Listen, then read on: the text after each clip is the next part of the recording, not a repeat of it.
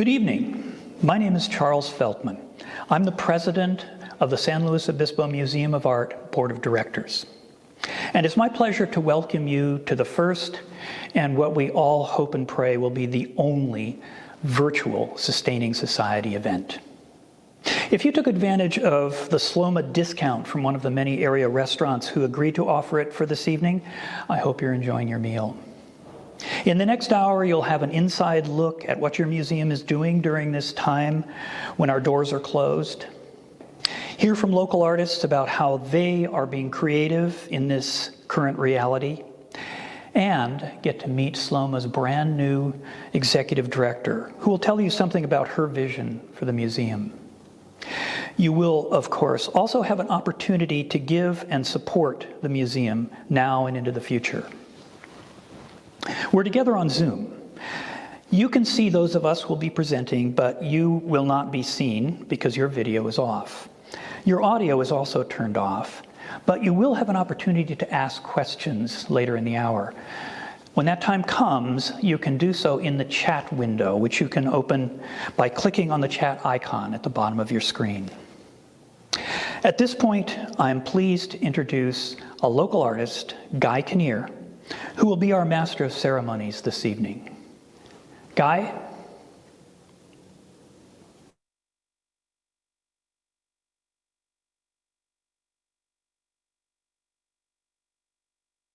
Right.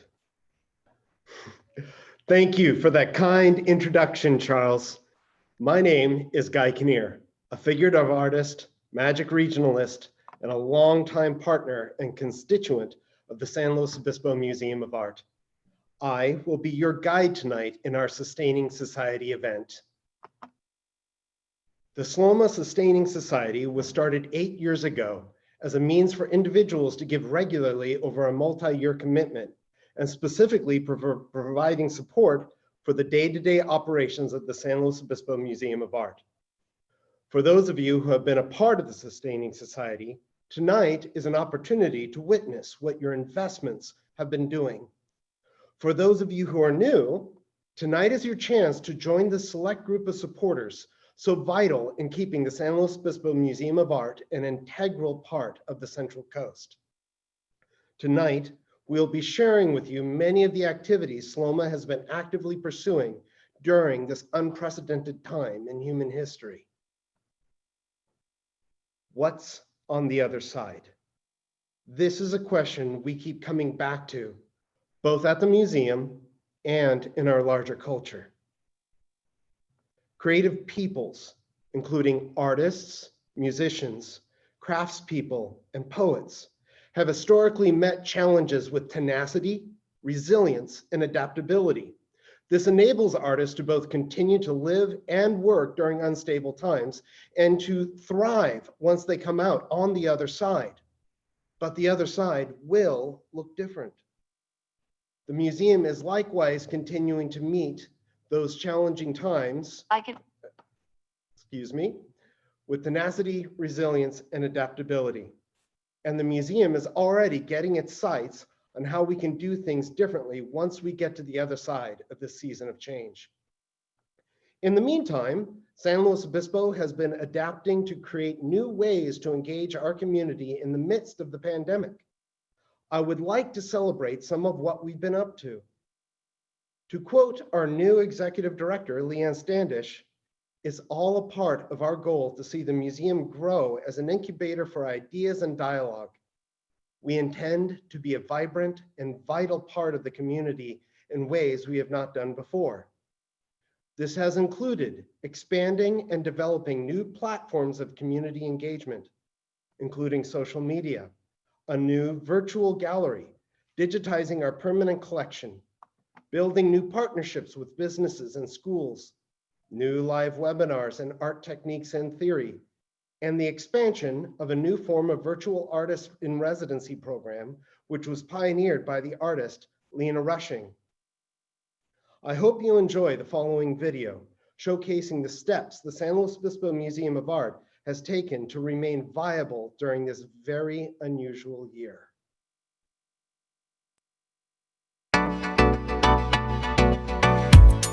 The San Luis Obispo Museum of Art has always been a heart of culture in our town. It hosts special events, conducts workshops and classes for adults, and art camps in the summer for kids. Then it all stopped. COVID changed everything. The museum was closed to the public. To meet the challenge, the museum has changed its game, adopting a new strategy, providing digital media platforms and exhibitions online. People couldn't come to the museum, but SLOMA now can come to you. And here's the silver lining. Using tools like Zoom and Instagram, we are reaching a larger audience than ever before. Because of the COVID-19 situation, we really had to embrace new platforms, one of them being social media and Instagram specifically. People enjoyed it a lot. I was really excited to see the response we got. We had a lot more people tuning in than I would have even expected.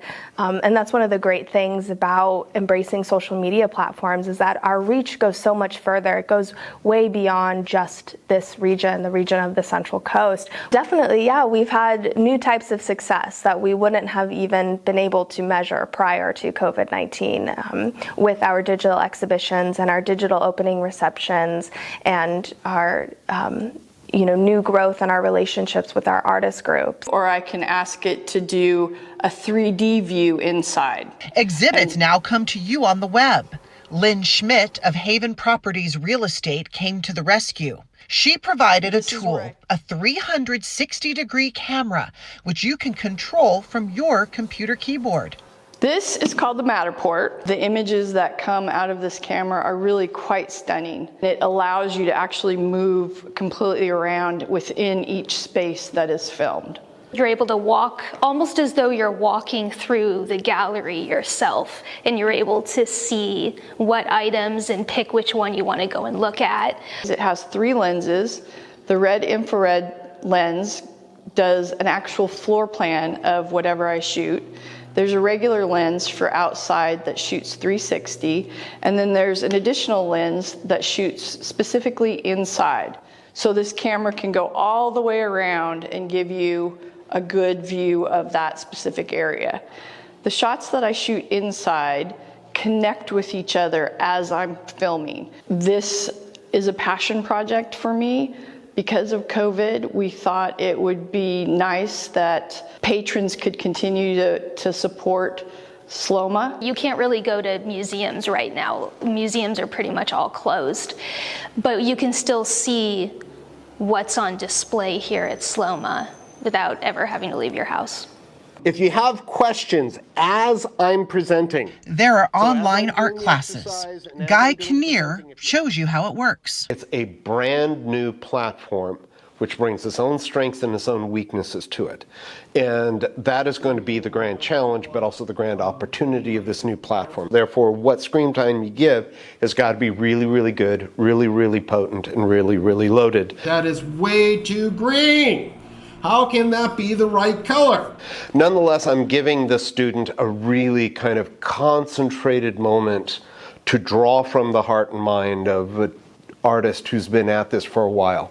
So that's the gift. And one of the wonderful components that came off of it, the immediate reactions that I was getting from people off of the chats, was this sense that I had presented something revolutionary to them, that they'd never heard some of these concepts, that they'd never seen anything. I think that's some of the real potential with working with this on kind of an online format. So with that, if you want to go ahead and call it an evening, I'll stick around for a little while longer. And here's something that is really important: preserving the museum's permanent collection by digitizing it. This is very behind the scenes, and it is why a lot of us get into museum work. It is the hands-on work. It's getting in depth and hands-on with each individual piece and really seeing how it was created, how it's changed over time. They are alive. They're made of natural materials that expand and contract at different rates in different conditions and different temperatures, and that's part of the science of working in a museum, is controlling that to make sure that your collection stays safe, that make sure it's not invaded by pests or damaged by light or fried with the sun in the summer. So that's the really important part of working in a museum. If you don't take care of your collection, you don't get to enjoy it. We are the stewards of this collection. It's our job to take care of it. So one of the digital programs that we initiated after the COVID-19 closure was our digital artist in residency.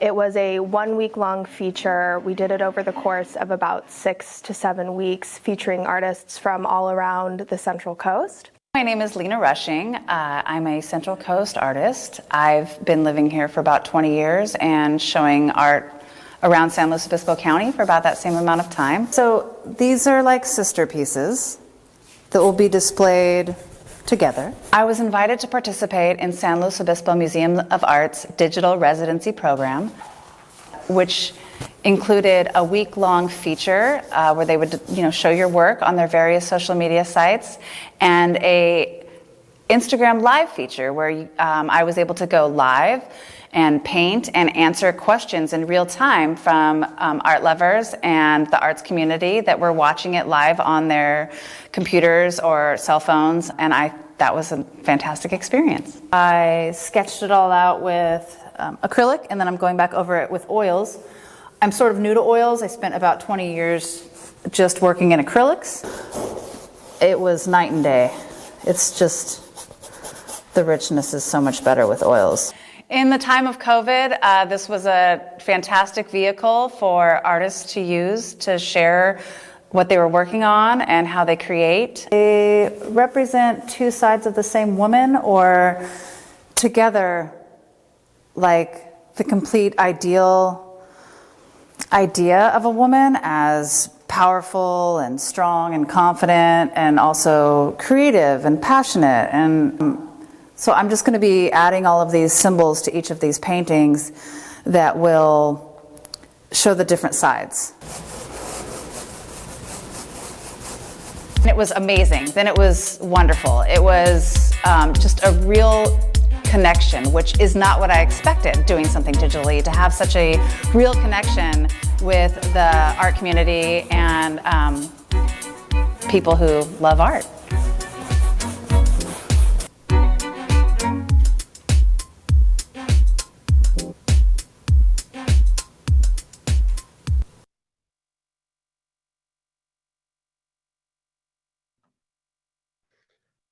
I confess, I have been a long-time fan of Lena's work, and it was a gift to see her in action during the artist residency.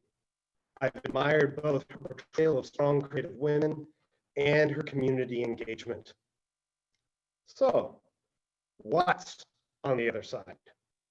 Remember, creatives have always met challenges with tenacity and resilience.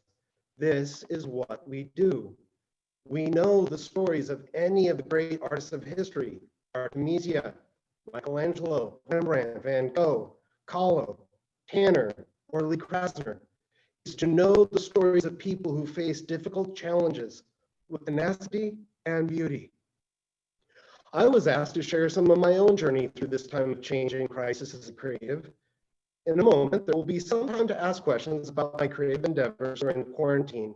You'll be able to type your questions into the Zoom chatbot, and our moderator will there we go.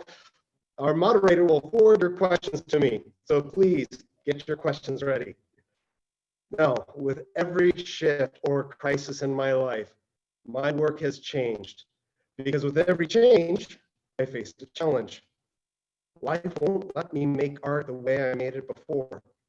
So, do I stop making art until I can make it the way I always have? Or do I change the way I make my art and keep making my art?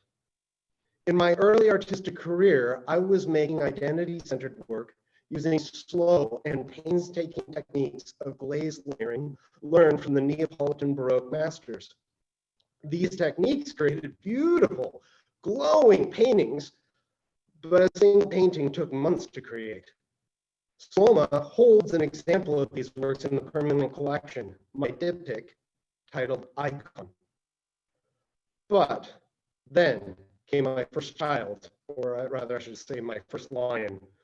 I will not compare having a child to a pandemic, but there were certainly life repercussions, rather like quarantine. Life got broken up into small 1-hour chunks of time between naps and feedings. I learned to paint wearing a baby in a hiking backpack. I had to remove smelly, toxic solvents from my practice, which are central ingredients in glazing techniques, in order to make my home safer for this new little life. Work sped up, from glazed paintings taking months to alla prima paintings made in weeks. But these paintings became the most successful works in my LA career and got me my first national publication. Then, a year and a half later, came the lioness. Sorry, child number 2. Life was broken up into 20-minute chunks between alternating naps, feedings, and potty trainings. Not enough time even to prep my painter's palette, much less make a painting. So I set aside painting and turned to a mobile drawing kit, which could be pulled out in gaps between children. I started making a series of layered stream of consciousness drawings called the Capricious. This series turned into one of my most successful selling bodies of work. These small seasons of change have trained me in flexibility and in finding opportunities, and they prepared me for the current chapter in history. During this time, I have, like in the museum, been reinventing my relationship with my audience and connections to artist peers through the digital platform of social media and the far-reaching possibilities of a global audience. I've been reconsidering the role of the arts in human life in times of crisis. I'm asking myself, how does one balance imagery of lament and pain, with imagery of beauty and hope. This has caused me to refine my poetry of imagery and color, and prune my process from ideation to execution. I had the opportunity to share some of my refinements with the museum community during my recent webinar. The quarantine has enabled me to become more intimately connected with the land and bathe my color sensibilities with the uniquely golden light of the Central Coast, with the strange, sometimes green, sometimes purple shadows. This big shutdown has caused me to go deep and let old lessons settle in. I can honestly say some of the strongest work of my life is coming out of that studio as a result of this time. You can see the results of my digging in the painting over my left shoulder. So if you've seen some of Lena has met the challenges of this time, and you've seen how I'm working with mine, likewise, you've seen how our museum has both in the past and now responded to challenges with resilience and innovation, finding opportunity in the hard times, envisioning and preparing for what's on the other side. I will now open up for your questions. Again, please type your questions into the chat and the moderator will forward those to me. Hi, Guy. Hi, Courtney, how are you doing? I'm well, and hello to everyone in the audience. My name is Courtney Davis. I'm the assistant curator here at the museum, and I will be moderating your questions to Guy this evening. The first one we have is about museums. So Guy, as an artist, what is your relationship to museums? Museums are a badge of honor in an artist's career, I've got to tell you. With most of my displays, which happen in commercial galleries, the main goal of that is fast sales, trying to just get artwork into the home of collectors as quickly as possible. But a museum is a soak. The museum is focused on meaning and community. And I have some of my best conversation when I have my work up in museum shows. In addition, to have my piece in a permanent collection means that my piece is now a part of the community for generations to come. This is an amazing experience for me as an artist, and it's like I said, a real badge of honor on my resume to say I've got to work in a permanent collection. Of course, and speaking on behalf of SLOMA, I can say that we're very fortunate to have your diptych icon in our permanent collection. So the second question we have is about your experience with the pandemic as an art instructor. So why do you think it's important to continue art education during this global pandemic, and how has your approach to teaching adapted? Oh golly, during this season, I have had way more experience with online teaching than I ever have in my life. And I've got to say, there are strengths and weaknesses to both, as I mentioned in the video. And I found one of the strengths, one of the gifts of online teaching is normally when I'm teaching in a workshop or a classroom, my attention is divided because the students are working in the classroom with me. And if I'm trying to do a demo or demonstration, half of me is focused on the students and half of me is focused on my work. And usually I'm not the most excited about my demo work. However, in this case, when I'm doing a video or a webinar, I can focus entirely on my demo, which means I can give the students my best example and speak stream of consciousness as I'm doing the work. And then I can come around and focus on the students after they show me what they've been up to while I was doing the work. So there's a real bonus with that I can be more focused and provide more on a concentrated level. And students can also hit rewind and go back and see what I said before. Certainly one of those silver linings to this situation. Absolutely. So the next question we have comes from Steve McGrath. Does your resilience come from any spiritual practice, meditation, mindfulness, or prayer? Yes, yes, yes, and yes. Because this is the grand gift that all arts have. Art is an integrated part of our lives. If I'm sad, the painting's sad. If I'm stressed, the painting is stressed. If I'm rushed, the painting is rushed. And it reflects who I am and where I am and how connected I am to people, how I am connected to the earth, how I am connected to the cosmos, to my higher power. So yes, having a healthy life that involves spiritual practices, having a healthy life that includes good relationships with people, good relationships with my family, and in turn, a strong intellectual life that is fed by reading and research. And then when I come to the brush, I've got an intuition that is well trained, because my intuition is flowing from a core that is stable. And that's important. That was beautiful. Thank you for sharing that, Guy. You're welcome. The next question we have comes from Robin Letters. Mhm. Given the challenges of COVID and the creative things that are coming out of it, is it possible to say that we are in a 21st century renaissance? Oh, golly. I sure hope so. And I will certainly agree, because this season has required us to kind of like dig deep, think twice, and see what else we can pull off of. But also, I'm going to say this is a soapbox for me as an artist. The arts have been divorced from audience and meaning for a very long time. I mean, it was always assumed through all human history that art was about life, about the things that we fear and the things we love and the things we care about and our hopes for the future and power and life. And then we hit the art for art's sake movement, which definitely brought a lot of advancements, but it completely disconnected us from the arts. And I think the world has been calling out to the Western arts to come back and to be about our lives again.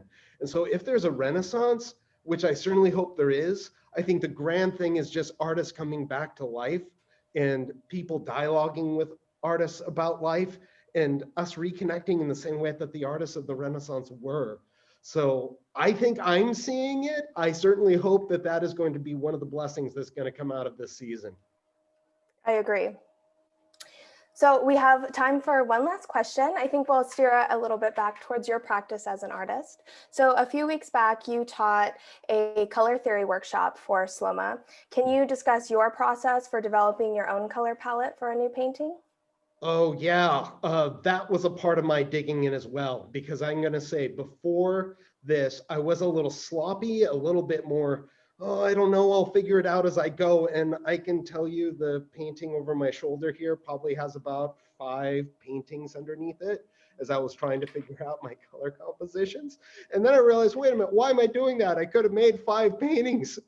So I did some research. I dug into a number of artists and learned a couple of different artist practices to find out how they worked. And that was what I presented to the museum, was the discovery I made of, oh, wow, this is the quickest and the most like rich way to develop a color harmony and produce a piece. And the piece over my shoulder, after fighting with it for months, I went back to the drawing board and went from my original resource to identifying the colors to developing a color gamut, whereby I isolated the colors on a color wheel, then really quickly, 15, 20 minutes, pounded out a color sketch, and then I went back to the easel. This painting, 3 weeks, bang, done. And it is, I'm like, keep looking at going, I'm so proud of this thing, I can't even begin to describe. And that process was what I shared with the museum just a few weeks ago. Well, it's a beautiful painting, and I love the imagery of looking onto the horizon that figure is doing. Well, I think that is about all the questions we have time for. But thank you, Guy. Thank you for sharing all your perspective. It's always great to hear the perspective of an artist. And thank you to everyone who submitted questions. With that, I will be off. Thank you. Thank you very much, Courtney. All right, now with that, I'm going to turn things back over to the board president, Charles Feldman, and he's going to tell you a little bit about what's coming up ahead.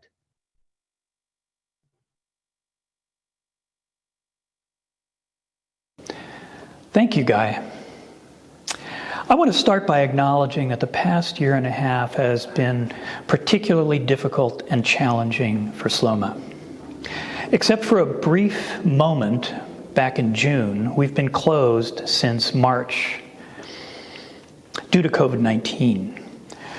With the closure, SLOMA is doing our part to keep our community safe, but it has been trying for our staff, our board of directors, for the artists who would otherwise display their work in our galleries, and for you, our patrons. Being closed has also meant some of our funding sources have been cut off. further exacerbating the financial crisis we experienced in the aftermath of SLOMA's attempt to build a new building. Museum has also had 2 interim executive directors at the helm for the past year and has seen several changes in our board of directors. Fortunately, our small but dedicated staff has helped the interim directors keep the museum's administration in place. And devoted members of our board have also stepped up to support SLOMA during this time. But if it were not for you, our loyal members and donors, for your generosity, we would very likely not be here talking about the future of the museum. Many of our Sustaining Society members were able to help us through a particularly rough patch back in May and June by sending your annual donations in early. To those of you who could do that, thank you very much. I also want to thank one donor in particular, Howard Carroll and the Harold J. Miosi Trust, for making it possible for us to have extensive and very necessary repairs made to the facilities itself. Since we won't be moving into a new building anytime soon, this long overdue work will ensure that when we can reopen our doors, we will have a safe, secure, and dry building to welcome people into. We're very grateful to the Miosi Trust for making it possible for us to do this work during this time when we've been closed. A moment ago, I said we're here to talk about the future of SLOMA. At this point, it's with immense pleasure that I introduce Leanne Standish, the woman who, as our new executive director, will be taking the museum into what I think is a very bright future. For those of you who don't know, Leanne most recently comes to us from the Foundation for the Performing Arts Center here in SLO. But she has a solid resume in visual arts museums, including the Perez Museum in Miami, the Minneapolis Institute of the Arts, the Indianapolis Museum of Art, Frederick Mayer Gardens and Sculpture Park, and the Fresno Metropolitan Museum. So it's with great pleasure that I now turn the mic over to Leanne to talk a little bit about her vision for the future of SLOMA. Thank you, Charles. I am just so delighted to serve as the museum's new director. This is a joyful opportunity for me professionally. I love this community.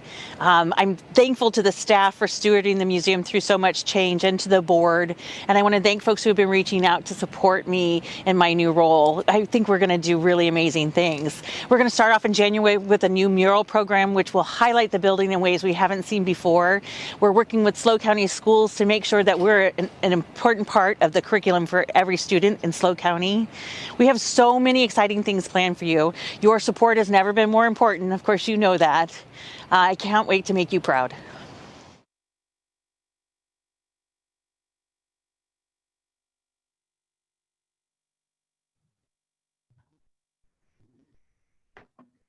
All right, thank you, Leanne. We are excited for where you will be taking SLOMA. So, what's on the other side? We do know this much about the other side.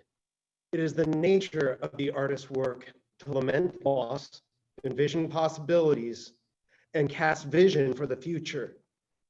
SLOMA wants to continue to be a community stage where artists can do what they do best, in supporting our community to envision a new future through the creative arts.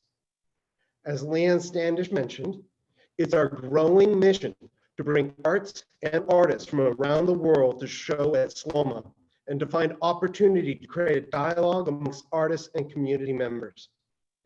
We are moving towards becoming a regular part of the SLO County school system's curriculum. Access to visual arts has been shown to impact math and critical thinking skills, as well as opening the minds of students to the world around them and prepare the next generation with a life enriched with creative energy, which will enable them to face their own challenges. But In order for us to do all this, we need the support of the SLOMA Sustaining Society. If this is your first time participating in the Sustaining Society event, thank you for joining us in this unusual venue. And a hearty thanks to those of you who introduced you to our society. For those of you who've been here before, thank you for standing with us during this time. Charles was right. It is because of you we are still here to speak about the future of the museum. What I'm asking you all to do today is to make your own personal commitment to the museum's ongoing operations. The Sustaining Society is the community supporters who make multi-year commitments to annual giving. For the San Luis Obispo Museum of Art, this creates stable resources which provide for the daily nuts and bolts functioning of the museum, so the museum can do what it does best. Your investment in the Museum of Art is also an investment in the future of our creative community. The Museum of Art remains a cultural gem, a cornerstone of the Central Coast cultural legacy. SLOMA provides art education, recreation, and appreciation of the visual arts to people of all ages and economic levels. The San Luis Obispo Museum of Art has been a home and gathering place for artisans for more than 6 decades. These are artisans who have invested their skills, resources, and hearts into the production of works. Here they find camaraderie, support, and a place to share their works with the San Luis Obispo community, which treasures the creative life.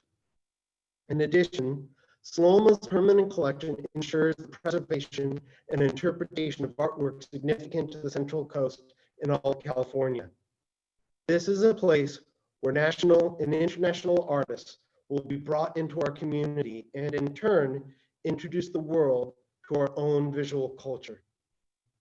Tonight, I'm asking for your support in sustaining SLOMA's ongoing operations. Your generosity today will help ensure that SLOMA may continue to reach out into our communities. Your gift also invites others to join in cultivating the unique flavor of creativity, which is that integral part of life here on the Central Coast. This is the artistic legacy that SLOMA brings to the region. You may have been mailed a pledge card. In a moment, we will start a screen share to show you where you can find online forms for making a multi-year pledge, or making a one-time donation, or printing your own form and mailing your donation. The link is on the event page you have used across this event tonight, sloma.org/sustaining society. This link will be your one-stop shop for all forms and instructions relating to the Sustaining Society. We ask that you wait to go to the link until after this event. In the meantime, if you have questions about these forms or have other ideas of how you can help SLOMA, please contact the museum directly. All right. It really is because of your passion and generosity in the past and in the future and here tonight that we can once again provide the exhibitions, art classes, films, lectures, workshops, even concerts day after day, month after month, year after year. All right, for the purposes of this year, there are 3 options for donation. Follow with me and please complete your donations after this event is finished. The red button is for a multi-year commitment. In the middle, you'll find a blue button. That one's for a one-time donation. And finally, on the right, you'll see a green button. That one takes you to mail-in forms.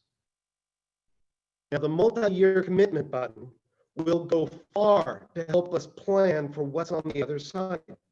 Multi-year pledges offer stability. They enable the museum to make long-term plans with the knowledge and security of a steady budget so that we may all see what's on the other side. But we realize some of you may prefer to make a one-time contribution. You will use the one-time donation button, the blue button in the middle. Those one-time gifts are profoundly appreciated. The blue button will take you to a form where you can complete a one-time donation. If you have other ideas of how you'd like to support the museum, please email our executive director at sloma.org/contact. The mail-in form button, the green button on the right, if you would prefer to mail in your gift, the green button will send you to printable copies of the pledge forms.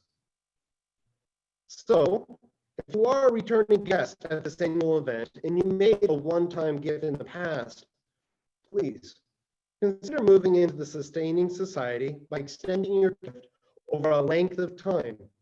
This is SLOMA's model for planning a steady future, one that we can sustain, and provides you with the recognition of being a part of our Sustaining Society. If you are now joining the Sustaining Society, or if you are increasing the level or number of years of your pledge, we want to thank you and express our sincerest gratitude. In all cases, we truly appreciate whatever level of involvement you decide is yours. And we ask that you please act to make this year's gift today, after this meeting is concluded. That will help SLOMA plan for our exciting future. The link for the pledge forms will be posted in the chat window for your convenience. My time with you is now done, but please stay for one more video and then a final word from our new executive director, Leanne Standish. Thank you so much for joining us here tonight on our first ever online Sustaining Society event. I hope that in the very near future, I'll be able to share gallery space with you, and we will have the opportunity to swap stories in person and connect about how we all navigated this time with creativity, resilience, and grace.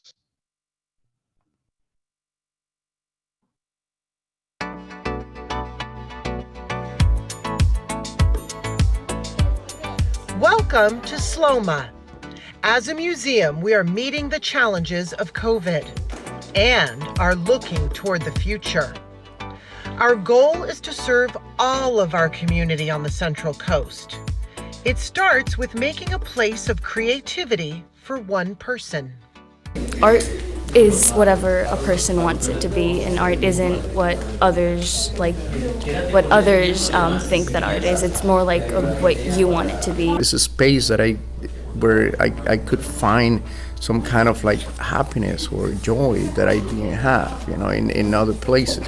And now we're progressing into bigger things, art for social change, art activism, a way that you can not only just learn how to paint a portrait, but paint a portrait about someone or something that you want to advocate for.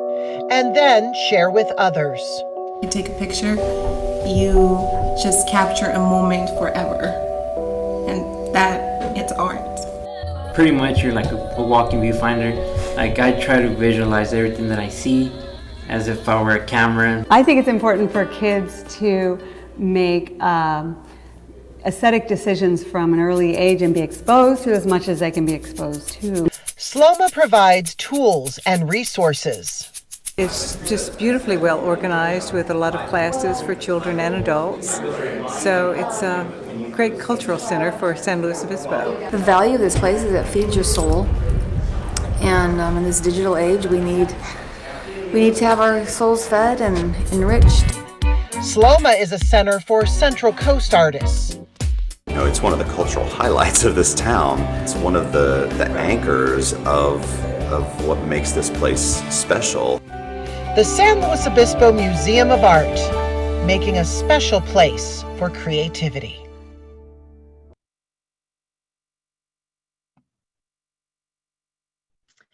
Hi there, I'm Lena Standish. I'm the museum's executive director. It's really my honor to work for you. I want to thank Guy. How fantastic is he? He is a gift for this. I feel like I need to give him all my money. I'm compelled. I hope you are too. Also, an illegal hug. He's really done a great job. I wanted to also speak a little bit more about our future. The museum is has such a rich history, and I want to assure you that the board and I are committed to continuing to work closely with the artists of our region and collectively working together with those artists and artists from all over the world to expose our community to the greatest arts we possibly can. We're going to be more accessible, more relevant than ever before with your support. I really want to thank you for participating tonight. I want to congratulate all the team who worked so hard on this program.